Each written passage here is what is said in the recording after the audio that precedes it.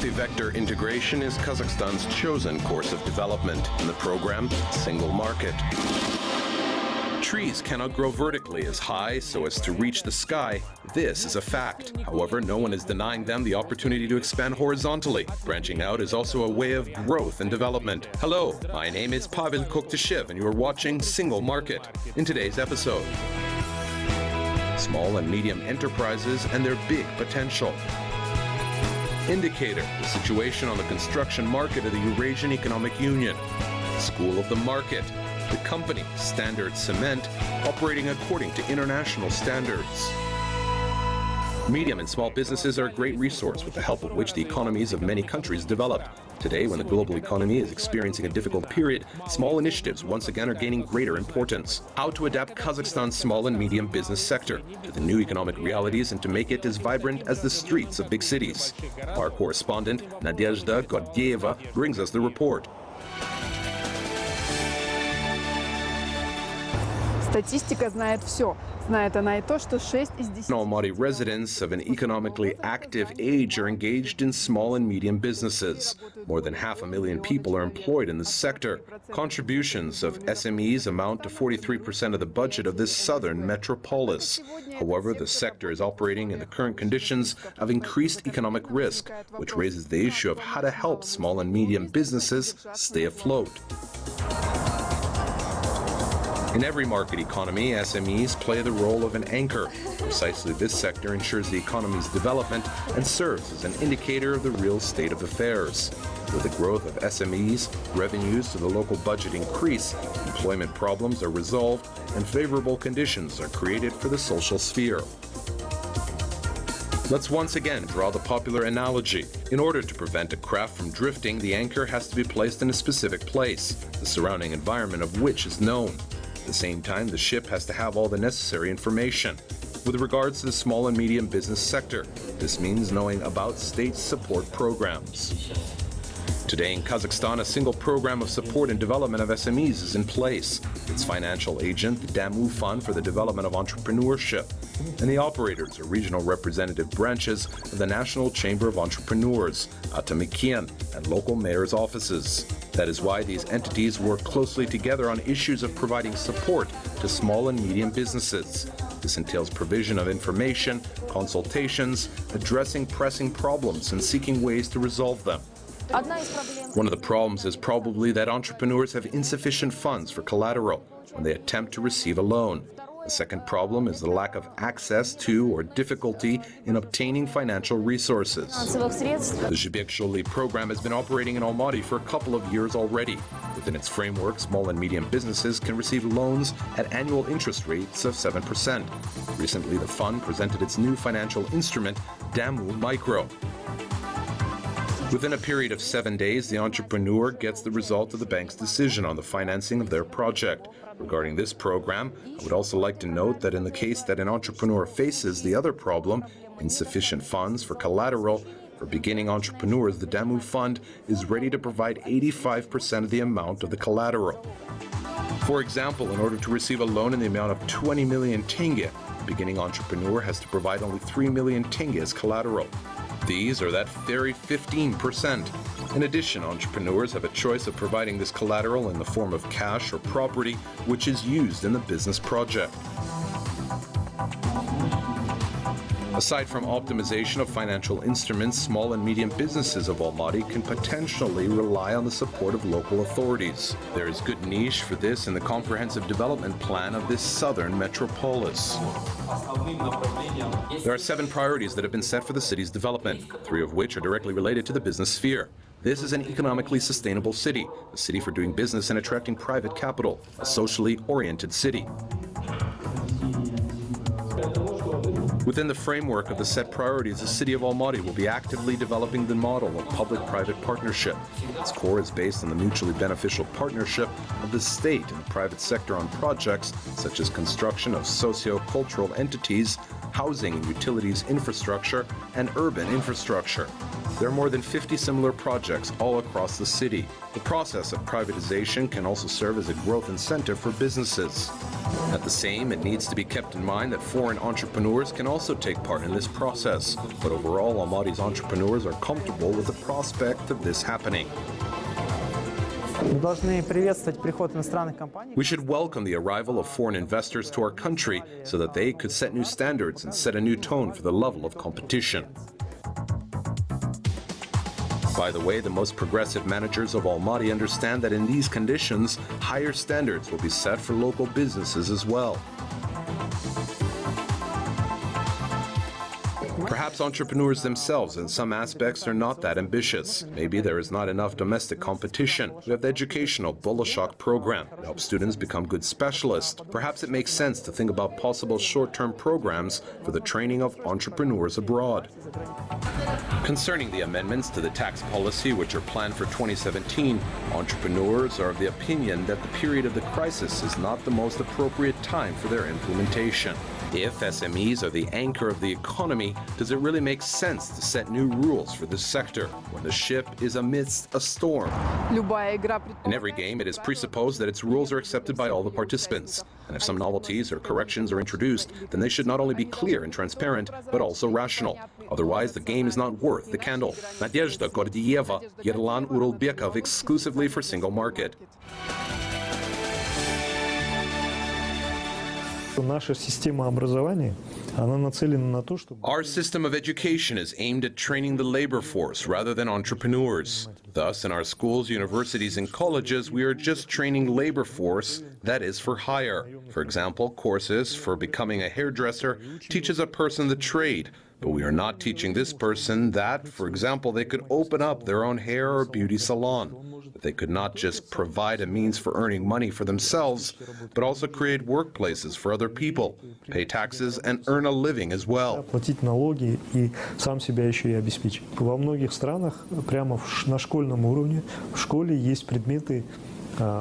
In many countries, even in schools, there are subjects such as basics of entrepreneurship, where from a young age, children are taught a lot about entrepreneurship, innovations, etc. Therefore, in some countries, for example in Sweden, this is already taught in preschool. Their focus is to teach entrepreneurship already in schools. We believe that this is a very good approach, and Kazakhstan should strive to do the same. We have already approached the Ministry of Education with a similar proposal regarding the introduction of the subject, Basics of Entrepreneurship, starting from grade 7 and teaching it within the format of games. This provides a great experience, and once these children graduate from school, they can go further along the path of starting a business, earning a livelihood, not just for themselves, but also creating workplaces. Когда они уже заканчивают школу, они могут стать дальше пойти в бизнес и зарабатывать и кормить не только себя, но и создавать рабочие места. The market of cement serves as an indicator for the entire market of the construction sector. If the sector is developing, the demand for cement also grows. As a slowdown, construction leads to a drop in the demand for the basic materials, which includes cement. In addition, this sector is influenced by the general state of the economy. For example, rising welfare of the population, accessible mortgage loans, large projects, all this has a positive impact on the production of construction materials.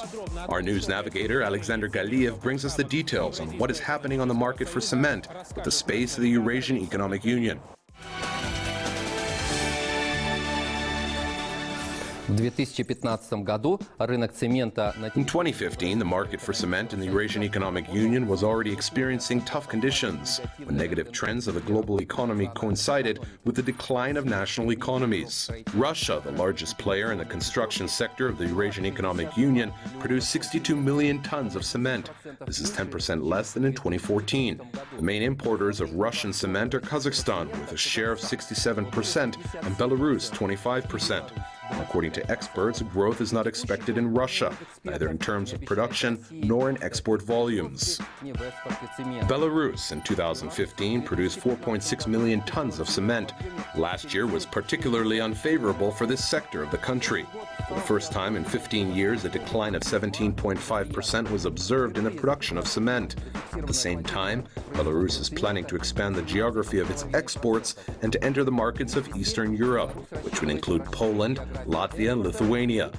All these plans are fully realistic thanks to the optimal balance of price and quality and convenient logistics infrastructure. Соотношению цены, качества и удобной логистики. Kazakhstan. Last year, the country produced 8.6 million tons of cement. This is the best result of the last couple of years, 7.7% higher than in 2014 and 21.5% higher than in 2013. And to summarize, experts of the market for construction materials in the Eurasian Economic Union believe that the demand for cement will start growing in 2017. This is a year when an improvement in Russia's economy is expected. In Belarus, development of new export channels, and in Kazakhstan, infrastructural projects which, within the framework of the Joly strategy, will reach a new stage in their realization. That's all from me. My name is Alexander Galiev. Until next time on Single Market. Встречи в Single Market. 30% of the construction expenditures go towards the procurement of construction materials. Among them, the share of such a widely used material as cement is particularly high. It is used in the construction of homes for the laying of roads and building and bridges. That is why the construction sector cannot function without cement. Our correspondent found out how effective are Kazakhstan's enterprises that specialized in the production of cement and now bring us the report.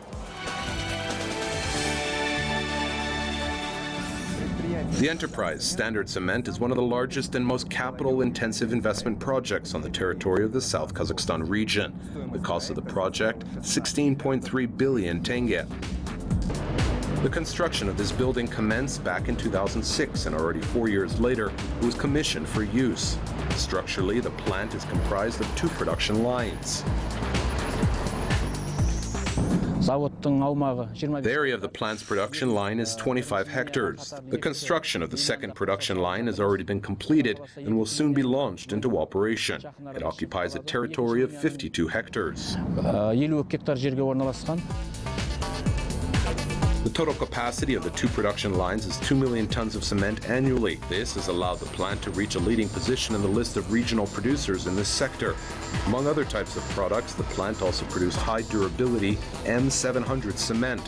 Not many enterprises can produce this type of cement. Until the establishment of this plant, M700 cement was imported from Russia. This enterprise has another special feature, the environmental performance of its operations. During all the stages of the production process, the raw materials are processed in dry form. This type of technology is considered to be more environmentally friendly, and it is also quite cost-efficient. When using the wet method, the length of the furnace is 150 meters. With the dry method, it is 60 meters. Thanks to the use of modern technology, the plant products meet the main criteria of competitiveness, high quality and a reasonable price. By the way, the main components which are used in the production of cement are locally produced.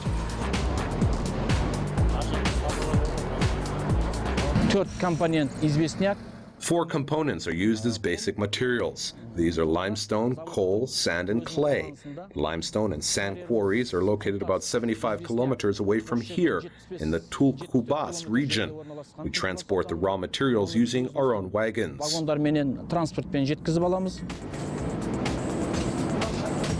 The cement produced by this enterprise enjoys good demand in the region. The demand has increased particularly with the commencement of the construction of the Trans-Corridor Western Europe, Western China. A section of this highway with a distance of 440 kilometers passes through the South Kazakhstan region. And the products of this enterprise were used for a large share of this transit corridor for the laying of the cement concrete road surface.